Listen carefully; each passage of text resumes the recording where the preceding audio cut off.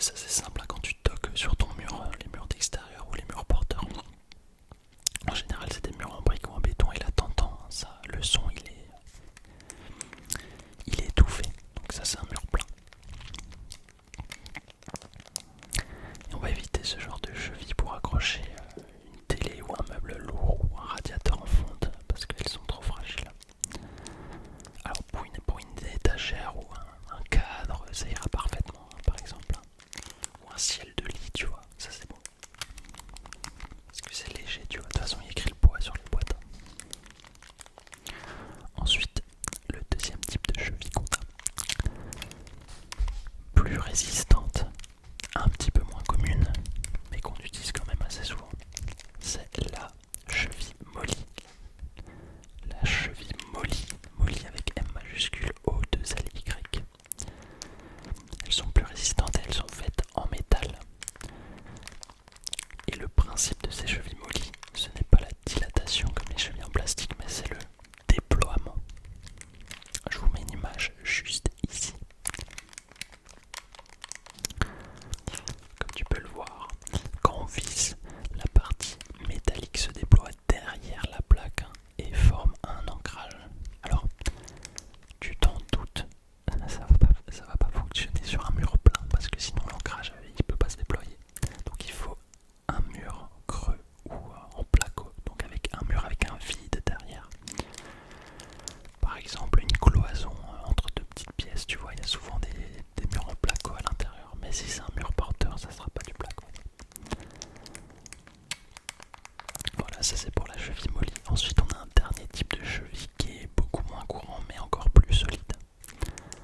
C'est la cheville métallique à expansion. Alors normalement on dit cheville métallique, ça suffit. Mais bon, c'est vrai que les chevilles molly sont aussi faites en métal. Donc moi je préfère rajouter cheville métallique à expansion. Le principe, c'est le même que la cheville en plastique en fait, mais avec du métal, voilà. Donc quand on visse, la partie métallique s'élargit et se bloque fermement contre les parois du trou. C'est parfait pour accrocher des meubles très lourds comme un radiateur en fonte ou un gros meuble flottant où tu vas ranger plein de choses dedans. Voilà. Moi celle-là elle est moins commune quand même. Mais il y a certaines choses à retenir absolument. Sur la boîte de n'importe quel type de cheville, il est inscrit le poids maximum de portage par cheville, 5, 8 kg, 12 kg, etc. 15 kg. Si du moins, et ça c'est important, tu l'utilises sur le mur adéquat, bien sûr, donc attention. Donc si tu fixes un objet de 20 kg avec 4 chevilles, la charge totale se répartit entre elles, ce qui fera 5 kg par cheville. Et s'il est écrit 8 kg sur ta boîte de cheville, ben c'est bon, tu vois. Bon après, faut prendre une marge quand même, hein. Parce que ton objet il n'est pas forcément droit et symétrique. Donc il faut prendre une marge, hein, d'autant plus que parfois tu vas stocker des choses dedans. Ce qu'il faut aussi savoir, c'est que la capacité de portage d'une cheville dépend aussi de sa taille, hein, même si ça paraît évident. Ça ne dépend pas uniquement de son type. Donc, plus une cheville aura un diamètre élevé, plus elle pourra porter de poids. C'est logique. Bon, je préfère te le dire, tu vois.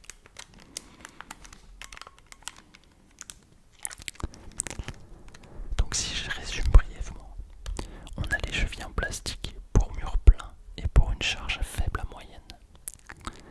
On a les chevilles molly faites en métal pour mur creux et pour charge moyenne à lourde.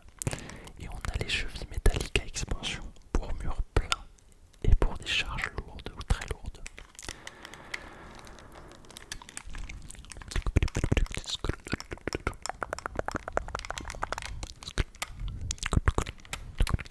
Alors maintenant qu'on sait ça, on va pouvoir enfin passer à la première étape, l'identification du mur. Alors ça c'est la toute première étape, hein. Là je vous ai parlé des chevilles. Maintenant on peut commencer le boulot. Donc la première étape, qui est aussi la plus simple et la plus rapide, c'est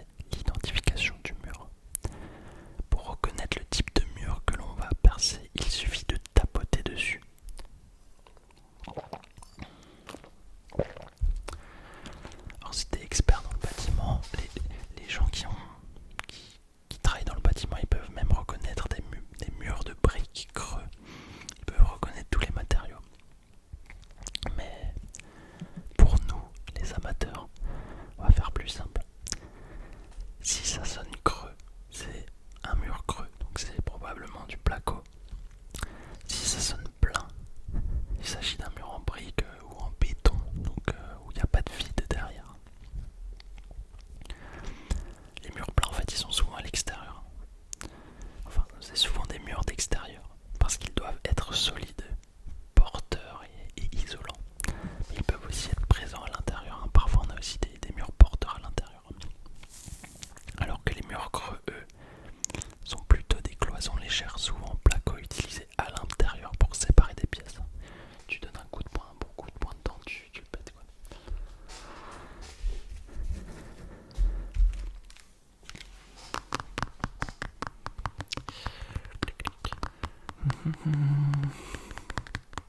C'est vrai que je fais pas souvent ça, Spoken. Donc, je me dis que je pourrais en faire un petit peu quoi. Je sais pas ce que t'en penses. Mais bon, après je suis pas trop fan moi du soft Spoken. Enfin j'aime bien, ça dépend qui, tu vois. Enfin bref, on passe à la seconde étape. Donc tu vois, la première étape c'est facile, tu tapotes sur ton mur et puis voilà, tu l'identifies. Mur plein ou mur creux. La seconde étape consiste à choisir les bonnes chevilles en fonction du mur, mais aussi de la charge. Alors, imaginons qu'on veuille percer dans un mur plein. Si c'est une charge légère d'environ 5 kg, donc on va dire une étagère, des petites chevilles en plastique suffisent. Si c'est une charge moyenne d'environ 10 à 20 kg, là on va passer sur des chevilles en plastique de 8 mm de diamètre, donc là plutôt des grosses. Et on va en mettre plusieurs. Beaucoup. Si c'est une charge lourde de plus de 20 kg, on va utiliser des chevilles métalliques à expansion. Mais bon, bien sûr, il faut toujours vérifier le portage de la cheville sur la boîte et prendre une marge. Moi je prends une marge de au minimum 30%. Mais si c'est un meuble et je vais stocker plein de choses dessus, je prends une marge de 50-60% minimum. Voilà, il faut bien sûr prendre les mesures avec un niveau. Un niveau, c'est la petite barre avec la bulle pour voir si tes tracés sont bien droits. Avec un niveau et un crayon de papier. Rien de bien compliqué, mais ça, je te laisse faire ça de ton côté pour faire les tracés de où mettre les trous, de où percer.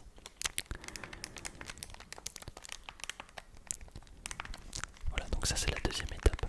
On choisit les bonnes chevilles en fonction du mur et de la charge. Donc si c'est un mur plein, là, avec l'exemple que je t'ai pris, ça sera cheville en plastique. Et si c'est lourd, cheville métallique expansion. Après les chevilles mollies, si c'était un mur creux, les chevilles mollies sont suffisantes pour vraiment 99% des charges. Ensuite on passe à la troisième étape, la configuration de la perceuse. La configuration de la perceuse. Ouais, parce qu'il faut une perceuse.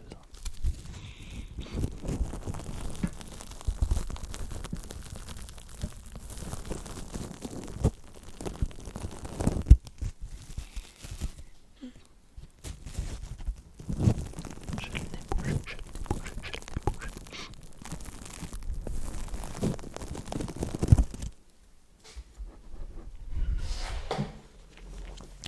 Alors, pour la perceuse, on va dire, allez, 4 types de configuration.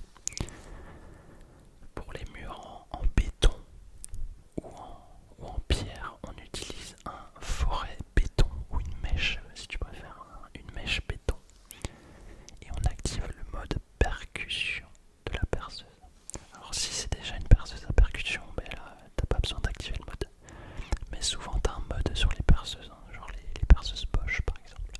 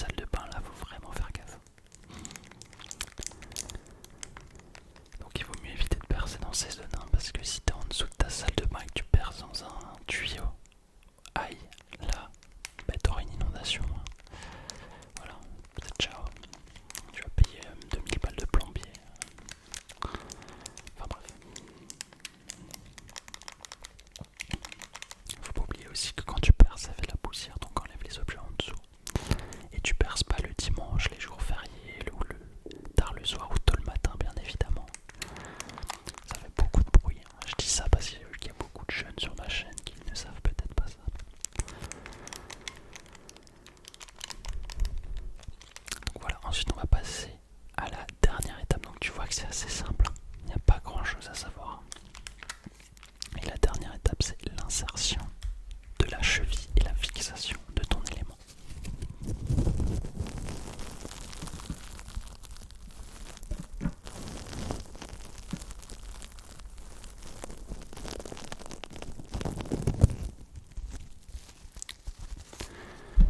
Tu vas pouvoir insérer la cheville avec un marteau et visser la vis pour verrouiller la cheville dans le mur.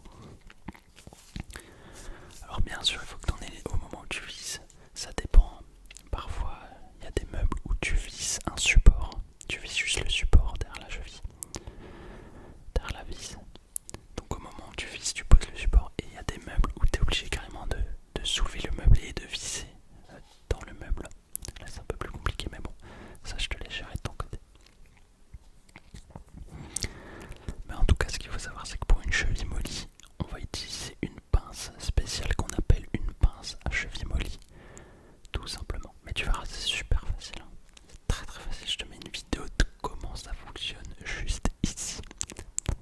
Et tu vois là comment ça fonctionne les chevilles mollies. Quand tu serres la pince à cheville mollie qui tire sur la vis, mais ça va obliger la cheville mollie à s'ouvrir en aile derrière le placo, tu vois. Voilà, c'est comme ça que fonctionne une cheville mollie avec une pince à cheville mollie. C'est très facile, moi j'en ai une, je l'utilise souvent. Mais bon voilà, là il reste plus qu'à fixer ton élément, ça je te laisse faire. Allez, on passe au cas pratique. En inaudible. Alors là, ta mission, c'est que tu vas devoir fixer un petit meuble de 7 kg à un mur extérieur. Mais à l'intérieur, dans ton entrée bien sûr, mais c'est un mur extérieur. Et tu veux faire de ce meuble de 7 kg un magnifique meuble flottant dans lequel tu vas ranger plein de choses. Donc, on vérifie bien sûr dans un premier temps qu'on n'est pas à l'horizontale ou à la verticale d'une prise ou d'une entrée d'eau. Une fois qu'on a pris nos marques avec un crayon de papier. Ensuite, quelle est la prochaine étape d'après toi? La première étape. Quelle est la première étape? Qu'on n'est pas à l'horizontale ou à la verticale d'un point d'eau, d'une entrée d'eau, d'un roue, des petites choses comme ça qui peuvent. Ouais, tout à fait. On identifie le mur en tapotant dessus. Donc là, tu tapotes dessus. Et là, ça sonne plein. Bah oui, en plus c'est un mur d'extérieur, donc là, on savait déjà que ça allait sonner plein. Mais on sait pas, ça peut être de la pierre, du béton, de la brique. Bah allez, imaginons que tu as de la brique. Quel type de cheville tu dois utiliser? Attention, c'est un meuble de 7 kg. Quel type de cheville?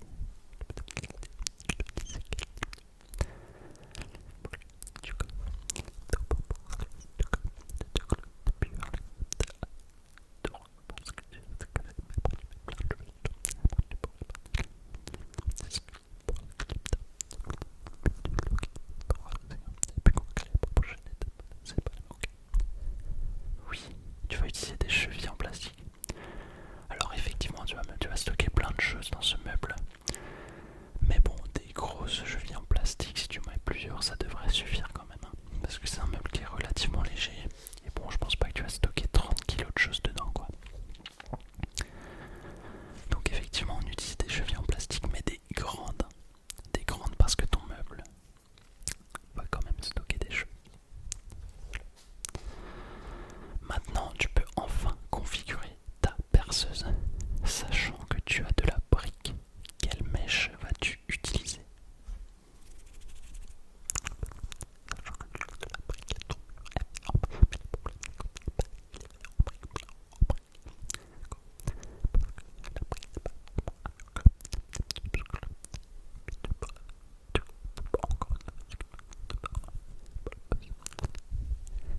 Exactement. On utilise une mèche béton.